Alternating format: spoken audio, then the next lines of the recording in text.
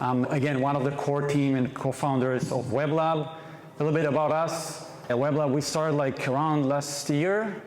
I think it was November, and I saw a post. Somebody bought an ape picture for $500,000, and I'm like, what the fuck? And that's, I started a journey with other people. Let's understand what's going on in the space, and that's how Web Lab was established. It was like in the beginning just an online calls with smart people try to figure out what we can do. A few months ago we decided to take it a step further. Right now, I think in the last 4 months we had something like 10 events, different kind of events, different kind of people, initiatives. We ran a few hackathons. We call it buildathons, which means hackathon is for developers, buildathon is for everyone. So we have different kind of hackathons, let's call it. And now we are building the first local decentralized incubator, I think in Europe. So we are looking for founders going to join this initiative. Web Lab core team is all Web3 founders, by the way. So it's not, there are some communities just trying to make money or branding. We are real builders.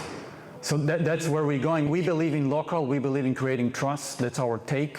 Online is nice, but if you want to build an ecosystem, a real economy, people need to meet each other. I think this is the evolution of a couple of, 3 million years. By the way, trust is being built if you smell someone. This is real. We need to see each other, we need to smell each other to have trust. But online is great, it's not enough to build an economy. And we want to build a local economy. Right now we are in Amsterdam. There is around 100 members. We start in Berlin and Madrid soon. Make it clear, this is a safe space. We're not trying to judge people. It's all about sharing knowledge. It's all about helping, right? Nobody's right. I'm not an expert. I'm just an explorer like you, trying to make some meaning, and I think only together we can do it. So it's a very humble space. Please respect it when you talk with each other. Be nice, be friendly. It's a long-term game. We're trying to build something in the city, so just a code of conduct thing. Yeah, I think we're gonna kick off maybe with an intro, a little bit about me, 18 years in tech, originally from Israel, 3 kids, 1 wife, Shira, 1 cat. Shira is also involved. We have also Ming, he's a co-founder. We have other couple of people that are not here. They are just having some time off. Yeah, and originally from Israel, again, work in US, Israel, London, Amsterdam. And I'm an entrepreneur, like I built a couple of startups. To be honest, I've seen more failures than success. Never worked in a profitable startup, never. It's even in the Silicon Valley. And I work in the big corporates. So I'm very humble because I've seen so many failures, so many smart people trying to hack it, and it's really hard. And that's why I think I decided to go to this journey, because I believe in the ecosystem. Web 2 is perfected. If you go to a VC, you can get any possible service. I think Web 3 is like knowledge doesn't exist, talent, what do you do? And that's why we organize this event, bring those. Really, thank you for coming, guys, to share the knowledge and the stories. Yeah, so we start maybe, Ksenia, you can introduce yourself. Hi everyone, thank you so much for having. Thank you, Sharon, for driving this beautiful community. And I do agree on the point that everything what we say right now, it's coming from our experience, from expertise and what we've seen in the scene. So it's not there is true or there is untrue. We are really trying to spread our knowledge. So yeah, I'm Ksenia, and I'm the digital marketing expert with more than 10 years of experience, basically coming from bringing brands from offline to online, social media, PR, and then getting to the strongly regulated industry. So basically I worked in gambling and mobile subscriptions in adult. That's my favorite part. So I was doing everything like from overseeing tech product, user acquisition, traffic channel analysis, revenue scaling. So with the turnover of more than $500,000 per day. And for the past 3 years, I've been on entrepreneurial journey. So I'm having several startups, but my main startup is an AdTech. We're building the advertising infrastructure for Web3. So it's a tech stack enabling the peer-to-peer connection between brands, publishers, and users. So basically making Web great and inclusive and more fairly balanced. Thank you. Awesome. Cynthia. Hey. By the way, just to say, Cynthia, we met on LinkedIn, Yes. and I just said, Cynthia, do you want to organize the event? And she pulled a lot of things off, so thank you very much. Yeah, she's like the co-founder of the event, you can say, so thank you.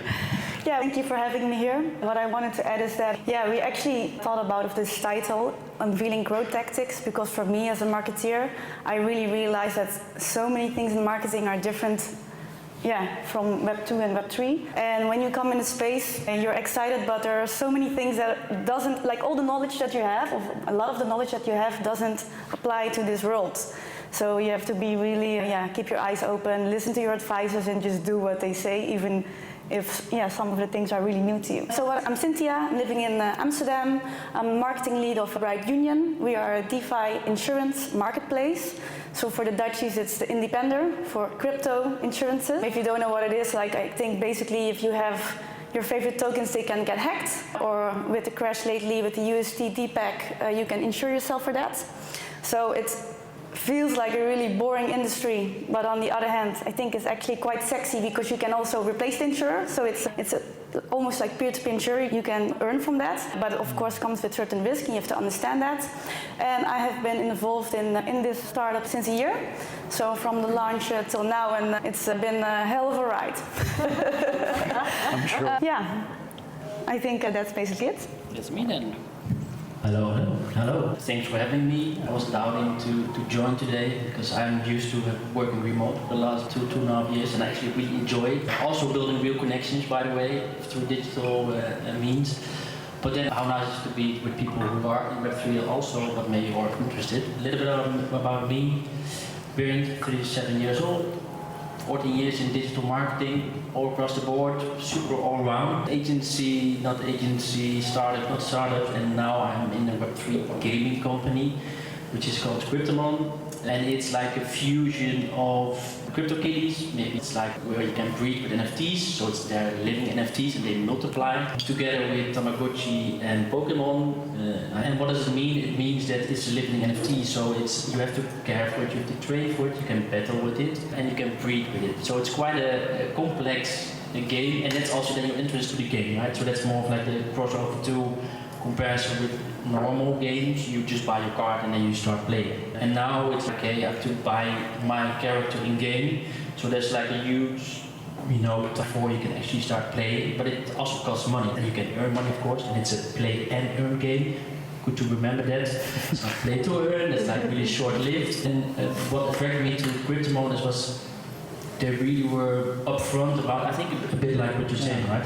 They're really trying to build a really fun game and exploring ways how the blockchain, how Web3 can contribute to the experience of the player. So not other way around. So they're like, it's a game company who happens to be on the blockchain. And I'm I think the official title is Growth. So I do oversee like the whole journey until the first time buyer journey. But in startup life, every week is different. And because I'm quite all round and hands-on, and I really like to build, I get distracted quite a lot on the right things, I hope, but still, also acquisition, but now mainly building out the product. And what is really nice, like a little bit of a boy dream come true, you can also influence how the game is developed, which is really nice. I hope that I can share my experience until now, which is you're really in the trenches of building out, trying to get more players. Also the macroeconomics, they like actually impact the gameplay experience, which is like super weird, of course. Normally you can just play Call of Duty and it doesn't matter how the world is doing, and now it actually impacts how you experience the game. By the way, we hosted the two co-founders last week on Twitter Space, super humble people, super smart, and Cryptomon is one of the, I think, most successful startup, Web3 startup in Amsterdam. They raised 10 million from NFX, I don't know if you know. So. Raised in the bear market. I think it was like a day before, it was like signed. That boom. But that gives us the edge at least to keep building for the next 2 years. And as you said, Umberto, that's our co-founder, that's the founder, Italian. We also have a lot of Israeli people. Yeah, I know. And everything goods come from Israel. But there's a lot of things happening there. But the culture is also really nice. So it's really, we have a vision, we want to build towards it, and we will learn on the way because it's all new. So. Great, your turn. Hi everyone. Intro. Can you hear me? Yeah, we can hear. Sure. Cool. So first of all, I want to say I'm really excited because I've been interacting with Cynthia and Ksenia, and Cynthia brought me in today, so really appreciate it. So fantastic panel, and excited to see you all there. And apologies for not being there physically. I'm actually based in London. Quick intro. I have been in the B2B SaaS space for 7 years as a fractional and interim CMO, and in blockchain for about a year and a half. Started with one of our customers. Basically, they were using smart contracts to for luxury products, using smart contracts to validate luxury products. From there, started investing in NFTs and advising companies in the Web3 space.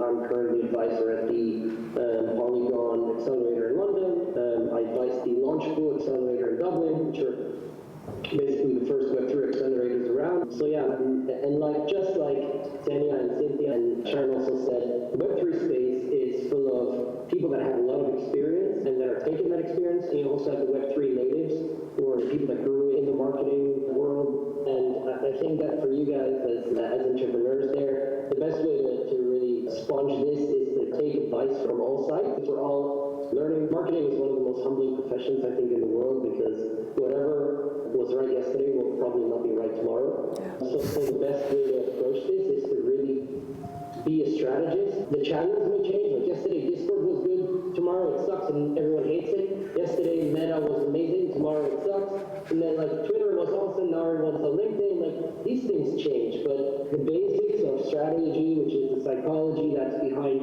who is interested and what value you're providing, will always stay the same regardless of whether it's Web2, Web3, Web5, B2B, B2C, D2C, whatever you want. As long as you keep those ideas close to you, then you're good. Great, thank you for joining us from Tel Aviv. Wow, this is crazy. I die to hear your question about this, your answer. What surprised you the most as a Web3 growth expert, like in the last year? What are the things like you said, wow, no way it's gonna work, and you were totally caught by surprise? So in the first place, I was asked to help a startup company with community growth because they thought that was needed to launch. Afterwards, we found out that we needed already a huge community to be accepted on a launch pad. So that's what we're doing. You start to build a community. And you really hope inside that the people who join your community end up to be your end user of your product, which is obviously not the case. You build a community actually with people who actually want to get rich fast and just want to get into an ICO. And at some point they buy your token and you have to keep nurturing them, while on the other hand, you have to actually create a whole marketing strategy around the business you're actually building. A lot of the community management or building is all around giving incentive, which I did not expect. That is just how it works. And so it means that you have two different ways of doing marketing. And there are so many channels that I have never worked with. Discord, I never was on Telegram. AMAs I've never heard of. So you're in an AMA, ask me anything in Telegram, and you're just there with hundreds of thousands of bots. So after a couple of AMAs, you recognize the same question: how did your business was affected by the pandemic? I'm like, oh yeah. You're trying to do a lot of weird strategies to get to real people and to make sure you're not being overloaded by bots. So there's so many things you have to deal with. You're getting scammed all the time. So our website was rebuilt 5 times. We had actually a KOL who was a porn star. So she was making our videos because she wanted to do it for free. And you're an insurance company. Do you want a porn star as a KOL? Yeah, she wants to invest in us and she wants to make content for us. Why not? So this is really different from normal life. If you're reaching an audience. Exactly. I think I'm in the wrong industry. You are. Yeah, so every time you're thinking, okay, we're insurance, so we have to be credible, but on the other side, the same guys like NFT. It's such a gray area. Exactly. Anybody else? Yeah, what about gaming? Because you have you have 500,000 members in your community. Sorry? Yes. 500,000, but probably there are some bots out of there. Yeah. So, for example, what you were saying about, so we have the game Cryptonon, but we also have the treasure hunt. Back in the days, it's like almost a year ago, we already had it. And then you have to move and you can win stuff. I think we came up in like an airdrop Telegram group somewhere, and then it exploded. I think like we had 40,000 people want to join. But those are not people who are playing the game. They're just there for the prize, what you can win, because you can win an egg, and an egg is like worth now, I think, $80 for floor prize, but you can also win a Generation Zero egg, which we'll talk more about the mechanics, but so that is indeed a struggle. But what I also want to put out there is that I think Filippo maybe also touched upon this, Web2 tactics also still, I mean, people are on Facebook or Instagram and they do click things. So how the company started, I wasn't there around the time, but it was Umberto having a landing page, we know maybe to start a startup with Facebook ads, and then they had 80,000 people who really wanted to join his journey. I mean, Like the old days. Yes. yeah, like the old days, we were still people behind the computer. Maybe we had a real strange Twitter handle or Telegram handle. I'm SaltyDog44 back in my gaming days, and then I had to choose one. I think it's SaltyDog44. But I think what also interesting, and it does not per se growth tactic, but if you look at it from an HR perspective, which is maybe really boring, but hanging there. If you look at our company, the half of the people is from the community. So community-driven growth, and we really believe in the mix of fusion of the product, so products of course the game, but community is super important. And yes, we had a lot of pods, but we launched a year ago, and Berend came, but we have such a dedicated community, but also really difficult one because they have demands. Because they're like also investors, so it's not only players, it's also investors. So if the token price drops, a lot of people were complaining, and then they have to do something. It's like, we do something, right? Let's do it. No, but the fact that I think we were like 35, 40 people, like 20 almost are from the community, which is super interesting, but also they're really engaged because they do feel, and I'm feeling the same, I'm also from the community, a bit of a owner of the company, which I'm not. I don't have any shares, but I do have some tokens. So if I think, if I do my job good, or me, I will talk later about all the struggles. When you connect the wallet, that's like how you start buying an NFT, and then you can start the game. But our vision is also to pivot towards more like the average gamer, so the average Joe, so then it's like a product. But now as well, then we have a wallet ID, which is super nice, because you can have like on-chain data connected to your wallet ID, and then we have a customer profile of you. But with a wallet ID, I cannot reach you. I don't know you're on Telegram, I don't have your email address, so it's like then we have like, we have a new product release, and I'm like, it should be reached them. You don't have to follow us on Twitter or follow us on Telegram. So I think that's a really big disconnect. But I do want to say, I was really surprised when we put out like, you can fill in your email address, and I thought one wants to be anonymous or don't want to do that. That's not the case. People, if they really like the product, or in our case, game, they will do it. Yeah. Wow, I'm like, the ownership brings different kind of communication and engagement that the Web2 doesn't have it. Like you just customer, like suddenly, hey, I have stakes in this thing, like why are you doing this? Yeah, it's different. I want to give some time for the guy from Tel Aviv. Yeah, what really surprised you in the last year or so in Web3? You're also working at an accelerator, so you talk with founders, you see a lot of startups, like what really... I think that some of the things that Berend said are like totally resonate. I would say that one of the most surprising things is the way the business relationships, or how we basically acquire customers, or how we collaborate, or everything is very different in Web3. Obviously, because everyone who's in Web3 kind of knows everyone. You learn to know who's in Web3, and you end up working with a small community. The community has huge importance, much more than in a Web2 product or a Web2 game or whatever. The community has a lot of value in this. And because of that, also due to anonymity and the way Web3 kind of works, in real life, events and in real life experiences have a lot of weight as well. And that is a natural side effect of the industry being very young. Because if the industry is very young, and that's something that founders often forget, is most of the Web3 products are being sold to Web3 people at the moment. And I think that's where the missed opportunities. The most amazing products will be the ones that will be able to bridge the gap and understand, figure out that to sell something that's Web3, you need to tap into the Web2 audience and you can sell it to them as a Web2 product, not as a Web3. It's kind of crazy for you to say that, but you need to somehow say, okay, this will allow you or assist you or enable you to do that transition from Web2 to Web3. And that is, I think that sometimes not seeing that is one of the craziest things that I see. It's like sometimes Web3 founders forgot it's in Web3 now, everything must be completely different. Well, actually, no, it's not. It's not exactly like that. It's not different. The principles the psychological principles behind customer acquisition are still there. The same stuff that used to make people think in Web2 also makes people think in Web3. Going back to what Cynthia said, like the promise of future reward or loss aversion, it's still the same principles that are making people tick. Yeah, so I guess that's one of the things that I've noticed that to me were very surprising. So the fundamentals of the marketing strategies, they're here to stay. And basically, like, I'm not surprised anymore of anything, but I'm very surprised that marketeers still don't know fundamentals and still don't know the technology and how actually, like, we create this ecosystem. So in Web2, we created a very data abusive ecosystem. So that was because of the lack of the knowledge of the technology and how everything works. So we all know how to push people to buy. We all know that. Like, I can create a funnel that you're going to buy and spend money. My business partner was working in Forex. But that's not about like me knowing which color of the button to use and which funnel to push it through.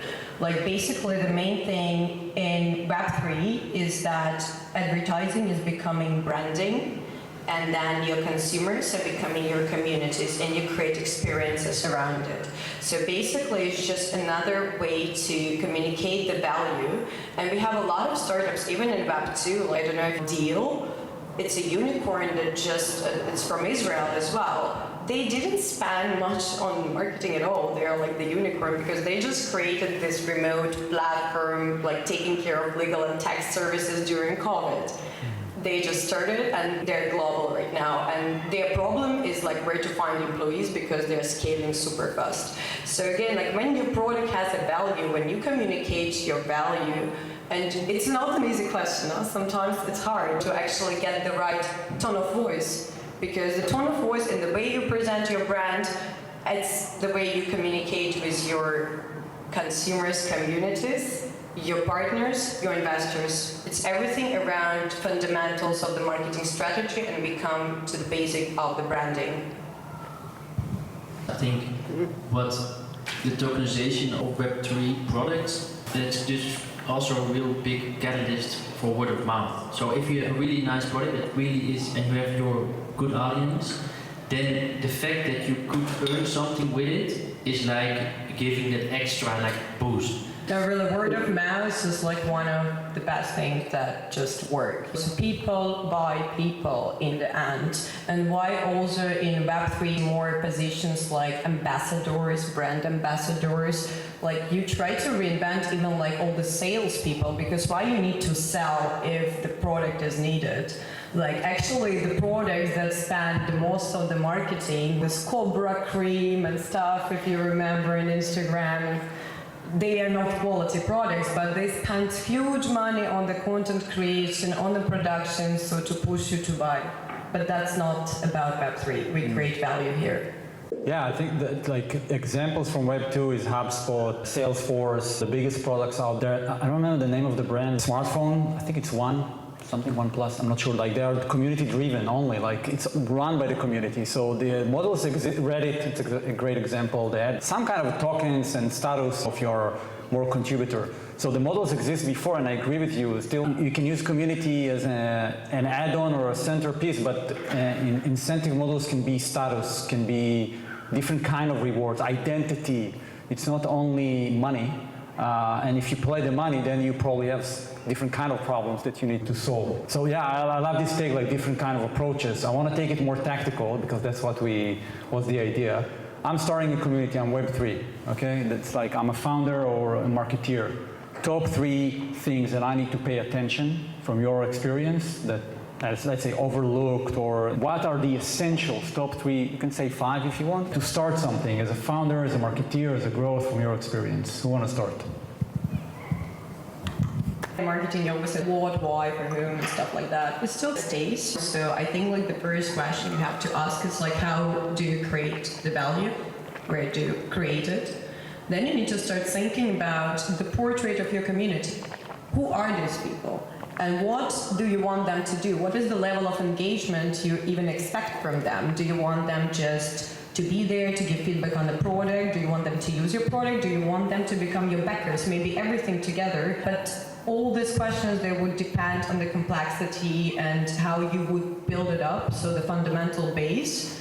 Because, for instance, with you guys, it's exploded, the community, and it went like out of control. But of course, as a founder right now, you have a chance to do it. It doesn't mean that this is wrong. It's just like they deep dived into the market and it just happened. And it can also happen to you, but it's good to be prepared and to understand the value of the community, and then you can understand which tools you can use, channels. Not everything you need to use, or if everyone is doing it, it doesn't mean you have to do it. So actually to understand how you can get there to this community. So for me, there are three important things. One of them for sure is credibility. So there are so many investment opportunities out there and you have to stand out of it. It's a little bit different than gaming, right? Because gaming is a little bit easier for somebody to get in. In DeFi, it really involves your money, it involves risks, and there are so many opportunities and scams and whatnot. So you have to be credible. So credibility comes indeed with a lot of branding, leadership, and making right partnerships. So for me, partnerships is, I think, the second most important thing. So you're not going to do in the old days, just do a random Facebook campaign. So I used to be an expert in paid ads. That is dead now. For me, this tool is worthless. You can try it. I was even doing ad campaigns. The cost of acquisition, you mean, or in general? No, I was doing actually ad campaigns in 2017, doing some ICOs, but it was banned, but I could hack myself through the ban. I could actually get some decent results back then because we did some ICOs, but today everybody thinks you're a scam if they see crypto ads, especially when they don't really know you. You click and you end up transferring your money to some, and I think the last one is still, unfortunately, not unfortunately, but it is community. And now a lot of effort is creating and building that community you want, and like I said, a lot of community exists of people that are not going to use your products, but it only is because there's a lack of tracking in this world right now. So we don't have your email address. If you really have a decentralized product or an app,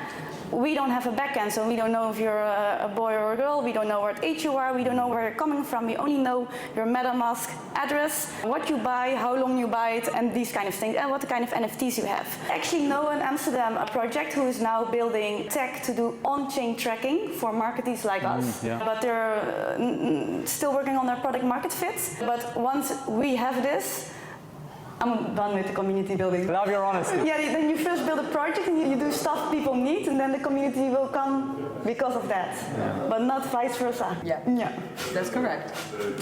I hope. Yeah, maybe we should elaborate also on the on-chain data, because that's super interesting, of course. Yeah. Because everything you do on the blockchain is there, and then if you have your wallet ID, then you can actually see what you did like in the last or whenever.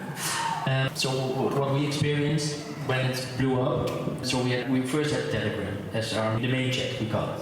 And then we pivoted towards local communities because we saw that people wanted to communicate in their own language, maybe culture, but then this was like broken down in really little communities. Countries, you mean? But in Telegram we have different groups. And then the gamers were like lost, like where can we meet each other again? Because in the main chat was like, where's the code for the treasure? All people like just asking questions which aren't relevant for you as a player.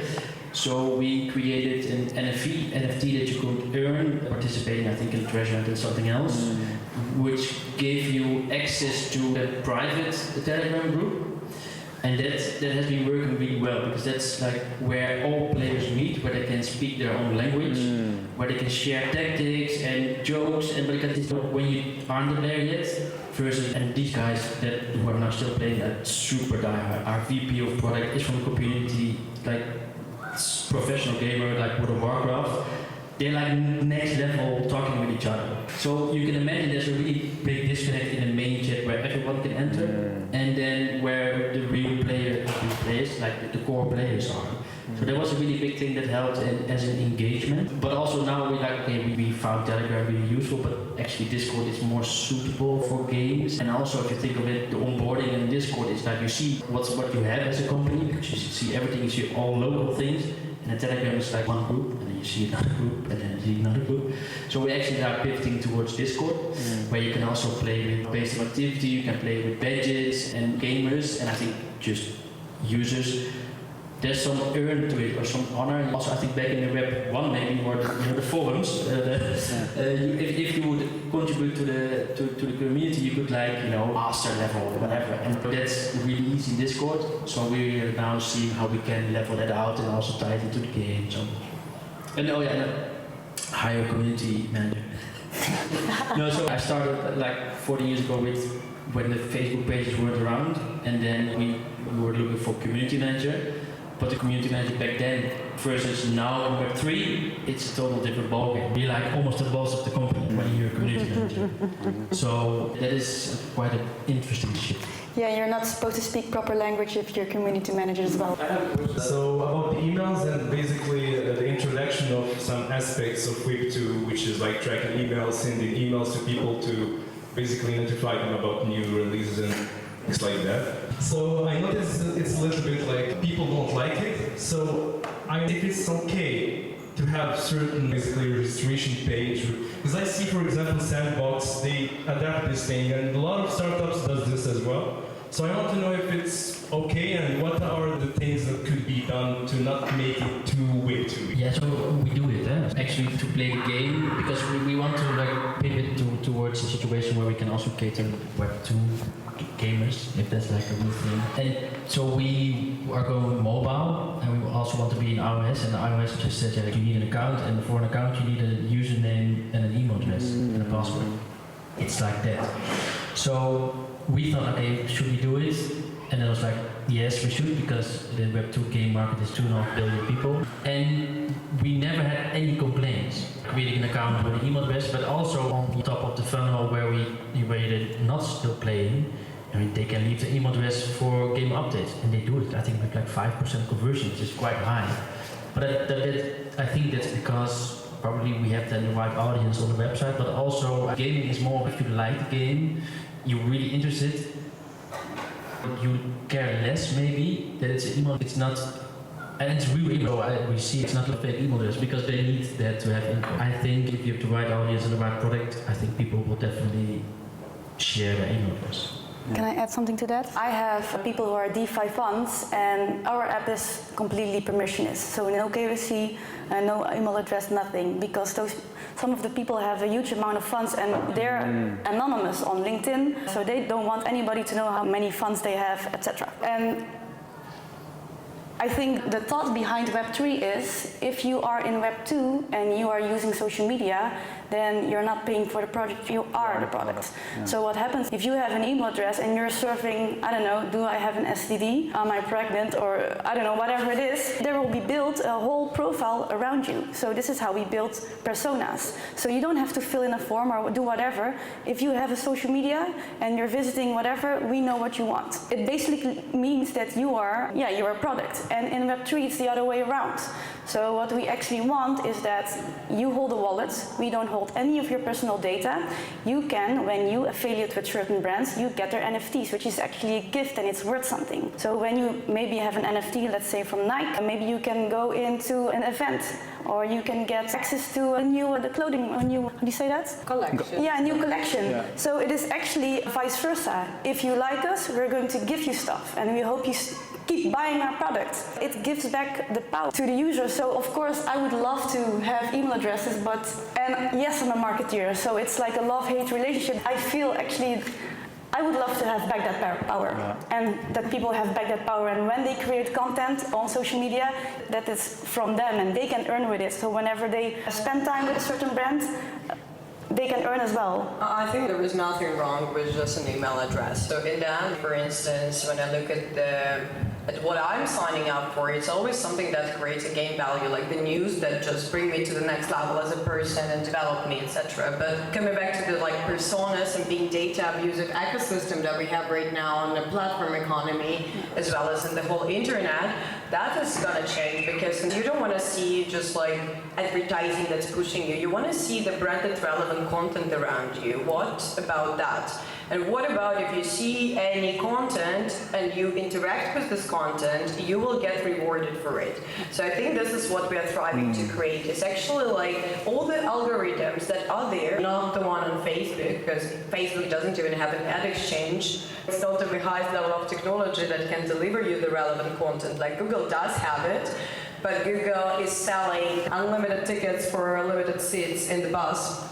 So in the end, what we are trying to create is actually a more inclusive ecosystem, having the ad identity service, where you can actually have an impact on advertising and getting the relevant content to you. So I don't think there is anything wrong with leaving an email address, because it doesn't say anything. What's wrong is in the whole ecosystem. That's what needs to be fixed. I actually agree with what Ksenia and Cynthia said. I think answering your question, I think it very much depends on who your audience is, right? If your audience is okay with signing up on emails, then let them sign up on emails. And if your audience is okay with signing up on MetaMask or using a wallet connection, do it. If that's already something that they've adopted, go for it. That's what you should be doing. And it leads me I'll tie it back to the community like this. I think for me there's 4 things that are important when starting a community if you want to start it tomorrow morning. I think that the first thing is define who your personas are. And that's the basics. Who is it that you want to target? Forget about the name personas. You can call them something. Who is it that you're trying to reach, and what kind of change are you trying to implement in their life? How are they going to become something else or someone else, or what are you trying to achieve? What need are you satisfying? And the second thing is how do you communicate this value? So always start with the value, right?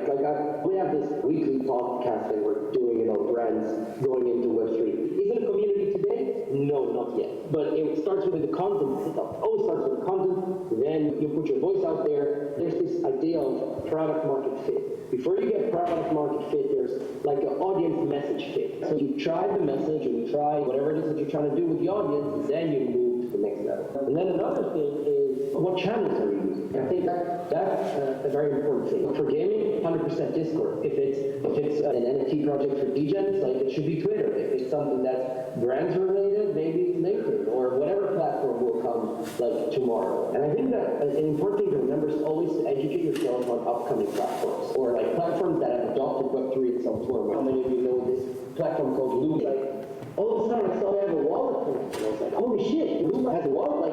Loom is an old school kind of non-adopted. It was there before Slack, as far as I know. And now they have a wallet connection, which means they're trying to adopt it and potentially they could come back. So it's always Reddit art is launching a marketplace, and they could become potentially the next big community kind of tool. It's always about understanding how to use the right tool to achieve a specific goal. And if you ask me what the goal of any community is, and it's something that someone very smart once told me, it's for you to remove yourself from the community itself. So the moment the community is, let's say that there's a scale where on one side you're providing all the content and the insight, and on the other side there's a community that's having conversation and you're removed from the community, the end goal of your community is to be here, to be at the point where you are not you're just a facilitator. It's you're enabling the conversation. That's all you're doing. But the conversation is happening and people are growing from one another and they're achieving what you set to achieve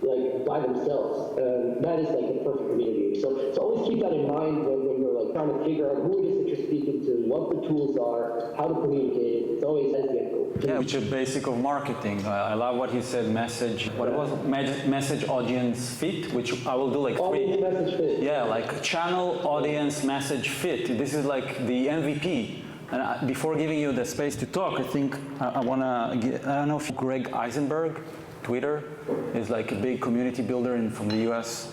And he's saying how to start a company in 2022. TikTok, step 1. Step 2, TikTok plus newsletter plus podcast. Step 3, TikTok, newsletter, podcast, free community. Step 4 is adding paid communities. And step 5, it's paid products. So I know it's not maybe for DeFi or everything, but there's a lot of context here. And I think what you just mentioned, and simplicity, and really understand the industry and what you're trying to do, which kind of incentive, then it's very case-based, this whole conversation. But still there are principles that we all share here. Like it's the same, marketing didn't change for the last, I don't know, 70 years. Still people, how do you engage them, how do you communicate? I think it's the same now. The tactics differs from what is the game you're playing. 100%. I just wanted to give you an example because this is like exactly what, so again, by analyzing all these brands, we always use the example of Time Magazine, right? They went into Web3. If they're using these kind of back to basics tactics, then everyone should be doing it. I don't understand why everyone's not doing it. What they did was they humbly hired one person to take care of Web3. And then they started by launching the first issue with Interim on the blockchain. That's the first thing they did. Then they launched an NFT collection together with Timbaland to see how it resonated. And then they saw that loads of people were interested. Okay, the next big move will be everyone and all memberships of Time Magazine will be a smart contract. And they set a goal for that. But that was, like you said, it was step by step. They started with something small, then they went into something bigger, and then they eventually said, okay, now we're adopting Web3. This is what we're doing today. And Great example. Thanks so much. I loved all the content. I think I resonated with a lot of the things you guys have been talking about, especially the concept of that principles are the same, but the formula is probably changing. And I've been curious actually because it's quite similar in product and product design. How do you create a good product for people at the end of the day? And I'm really curious to hear your stories about how do you distill. A lot of times people try to sell technology more than selling the product and the benefits of the product. Yeah. So how have you, if you have any backgrounds or stories of how you've worked maybe with product teams and figuring out what is the unique value proposition that we're selling here and for who, and what does that relationship look like with the community, with the people, or how do you figure out how to not sell technology, how not to sell, you're not selling a blockchain, a bunch of blocks, you're selling some end benefit for someone. Just curious about anything along those lines. just one word, like it starts with one word, and I'm going to get the rest of the people to figure thing. But I think the important thing to remember is that you're delivering impact. Am I delivering impact? It's impacting someone on an emotional level, on a rational level. Impact is the core of selling without selling. If you have impact as like the end goal of your product, then theoretically speaking, you can't go wrong because you're basically like that's your intention, like right? You say about your intention, philanthropic intention. So what I wanted to answer that is that of course there's a million type of audience that you could have, and in the back of your mind you always have to keep in mind viability, feasibility, and desirability. Yeah. So what we did is that I actually like to speak to people, even though they're anonymous. I like to have them on the phone or really video call. So I like to do the Trojan horse tactic, ask them for feedback, but I'm actually really asking them for feedback and just have an interview with them. And I don't talk about the technology at all. I just ask them, what are your struggles today? What is the most difficult task that you have in your work? If you had a magic wand, how would you solve that? How can we solve that? What did you like about this? Why are you using our competitor and why are you not using us? All of these questions, and with those kind of questions, you start to understand who your audience is. Yeah, we learned that our audience for sure is not the guys that are the deacons. Because they are like the dood of the gladiolen. I don't care, I don't need insurance because I just know let's get richer. So we learned that our audiences are actually the DeFi funds or the institutions because they are responsible of somebody else's money. So they're like, okay, if I make a mistake, what's going to happen now? So and then you start to talk to those people and then you understand what they're actually looking for. They're not looking for crazy high yield, they're looking for sustainable yield, they're looking for a sustainable business model. And then you try to build your product towards that. I think like one of the best advice for startups I can give is like if you can get some clients on board without the product, that means your value. Because if people are ready to even pay for your product, exactly like not just joining a community or a gamified experience, they actually say like right now I'm going to pay because like in 1 month I'm going to use it. I think that's the best traction you can get, and when you try thinking this way, can I actually sell this like idea concept or have a proof of concept, that really helps. And I think that like chief product officer I think like it was my discussion with my business partner like back in 2020 actually, when we were developing our first MVP, and basically we found a great CPR, and he's like, she is a CPR, and I was like, yeah, actually like CPR isn't, you don't need a CCR or list commercial officers. That's the main person who is actually your bridge between tech and between business. They're bridging it, they're actually getting the information, and they can pass it directly to both sides, and it's a very important position, so find CPO for yourself. I was product manager, a senior also, and also growth, so I've done both roles. I think in Web3, especially in the beginning, I'm very also, like what you said, half of the company is community. You need to be also the community, you also need to play the product. You also need to understand the marketing, because the marketing is the community. So if you don't understand the game, probably you're going to have a brain split. What am I doing here? But this question doesn't exist in a way, because you need to be there to play the game and to be your customer. It's very weird that it's because there is ownership. Suddenly you are an owner. So what's happening here? Is the player, owner, marketeer?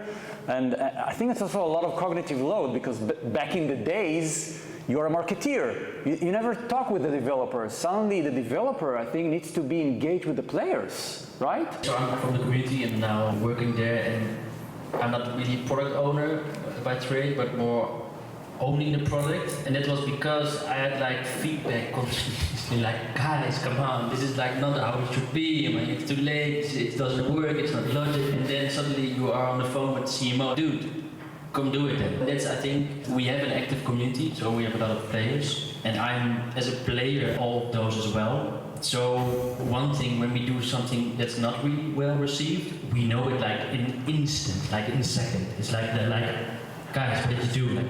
I'm pressing still the button, yeah, okay, but we already have feedback from the community. And then I think it's so that's more the feedback loop we have. But then as well, as Cynthia said, we also we have a lot of mods out there who really talk to all local communities. And sometimes we have sessions with a specific group, because again, we have hardcore players, but that's not per se our end goal. So we also have to listen to newcomers. I think it's for us a bit more easy, because it's playing a game that's quite easy to understand. But then again, the game is one thing, but what I told you need to buy a character, and that's quite a difficult process, because you have to buy an NFT, and I don't know if everyone had one transaction on the blockchain, but I had a situation where, oh no, I don't have enough funds for gas fees, and then I have to add more, but then I need gas fees, and we're stuck in a circle. And then now for us, we're really trying to remove all friction in the process. So I'm responsible until people are going to start to play the game. So gas fees, we're really exploring ways how to remove gas fees in the whole journey. So we pay them properly, or we add them, back in the days with the ideal where you pay 20 cents extra. But I think we will take the cut, because it's a different ball game. And that's going to be okay, then you just connect your wallet. And we also are looking, and that was today, there's quite nice companies out there who bridge the gap between Web 2 and Web 3. You give them an option do it with Metaverse, but also you can sign in with your Google account. And I did it today, and it was you get a wallet when you sign in with your Google account. So you already have a wallet, and then they also offered fiat and RAM, so which is you can just pay with a credit card, which was whoa, this is what we should have really soon, because for us, Web3 is really important, and the core community as well, but we want to grow bigger, and then we have to make it more easy. That's usually how it works. And these two things were mind-blowing for me. Yeah. So we keep learning every day. And I think that's also really the nice part of being in Web3.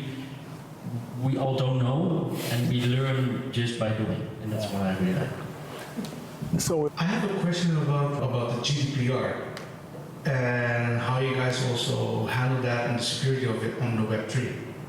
With on-chain data, right? Sure. It's there, it's your data, but it's everywhere. So when we have the wallet ID, we can profile you based on your transactions on the blockchain. We can really profile you without you having to consent. GDPR is then, I don't know if it then still, yeah. I'm coming from regulators and compliance. I worked in the strongly regulated industry, so I had to oversee compliance on different levels, on the global level, on the service level, but also in advertising, we know that it's a very data-abusive ecosystem, and right now a lot of companies are not compliant with GDPR. So in the end, like, there is no solution right now, to be honest, so that's what I'm working on in my startup, MDX. So we're actually developing an identity service that could be integrated in the identity service of the Metaverse spaces, because we know that Web3 is also about you as a person coming to an internet and having your identity. That's the biggest difference. So you have your passport here, you're going to have your passport in the Metaverse, you know, kind of thing. And a lot of companies are working on these identity solutions, because how it could be that there is one identity within a lot of meta spaces, where we talk about interoperability in the Metaverse as well, that you enter one world where you can shop, where you can check your bank, where we can meet in Singapore. It's a limitless opportunity over there. But of course, the plugin of the advertising, and especially that it's so data abusive, and I hate it, and I fight it, and I don't agree with that. You are the ones who actually need to have an impact on the content that you see and get rewards out of it. And it's all about these new solutions that will come to the market, and then you would explicitly consent to receive this content if you like it or not. And yeah, then we can really make an impact. I would love to hear about what your concern is with the GDPR specifically in the marketplace, because from what I know, there isn't really, besides maybe the only concern that you have is the metadata that's part of the NFT marketplace, which is metadata is one of the big problems that people are not aware of the fact that their metadata is actually, that you can actually track metadata and it's searchable. But anyway, happy to pick this up separately. I wanted to say thank you for having me. It's been amazing. Yeah, thank you. And I hope to see you all. I hope to see you all next time when I'm in Amsterdam, which will be hopefully at the end of Amsterdam.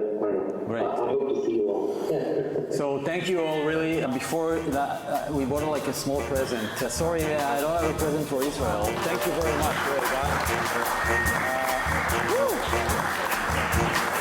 Yeah, it's a really small gift. Yeah, sorry.